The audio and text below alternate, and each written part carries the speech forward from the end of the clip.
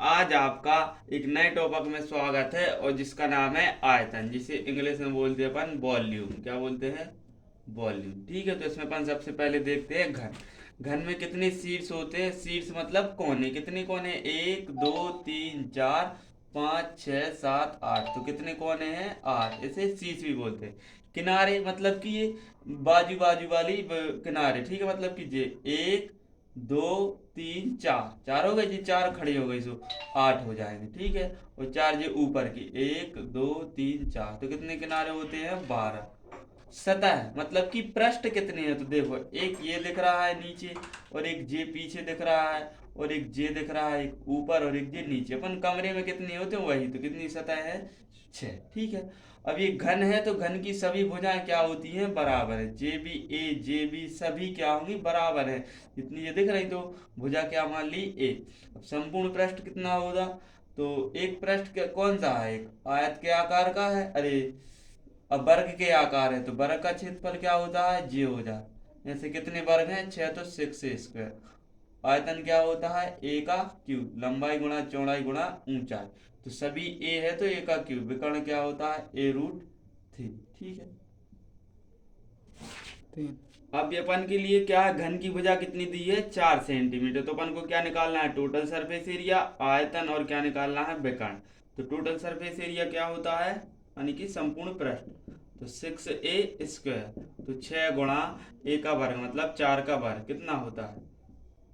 16। ठीक है, इसका हम गुणा कर देंगे तो 16×6 = 96 सेंटीमीटर स्क्वायर। क्या हो जाएगा ये?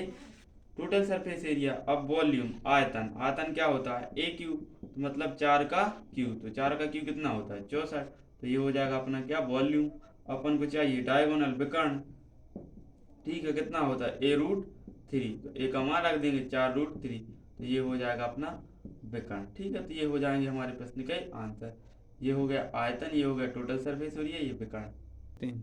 अब अपन देखते हैं घनाभ। घनाभ में भी कितने शीर्ष होते हैं? 8। एक, दो, तीन, चार। शीर्ष मतलब कोने, और चार ऊपर। एक, दो, तीन, चार। ये समझ ले कमरा है, तो कमरा में अपन जैसे देखेंगे तो इतने कितने कोने होते हैं? 8। तो ठीक है, और किनारे कितने हो जाएंगे? मतलब कि ये लाइन, मतलब कि समझ है ना। तो ये खड़ी वाली 4 हो जाएंगी, और 4 नीचे हो जाएंगी। ठीक है, और ये 4 ऊपर। तो किनारे कितने हैं? 12। सतह कितनी है? 6। ये 4 दीवारें हो जाएंगी, एक छत हो जाएगा, एक फर्श। तो सतह कितनी होती है? 6। ठीक है, अब इसमें क्या होता है? भुजा नहीं होती। इसमें क्या होता है? लंबाई रहती है और चौड़ाई और ऊंचाई। ठीक है, तो लंबाई के लिए L, चौड़ाई के लिए B, और हाइट के लिए ऊंचाई के लिए H। ठीक है, तो इसमें क्या होता है? संपूर्ण पृष्ठ। तो क्या होता है? दो कोष्टक के अंदर LB plus BH plus HL। ठीक है, तो ये होता है। और आयतन क्या होता है? लंबाई गुणा चौड़ाई गुणा ऊंचाई। मतलब इन तीनों का क्या हो जाता है? गुणा। विकर्ण का होता है रूट के अंदर L² plus B² plus H²। ठीक है, और क्या होता है इसमें? कमरे की चारों दीवारों का क्षेत्रफल।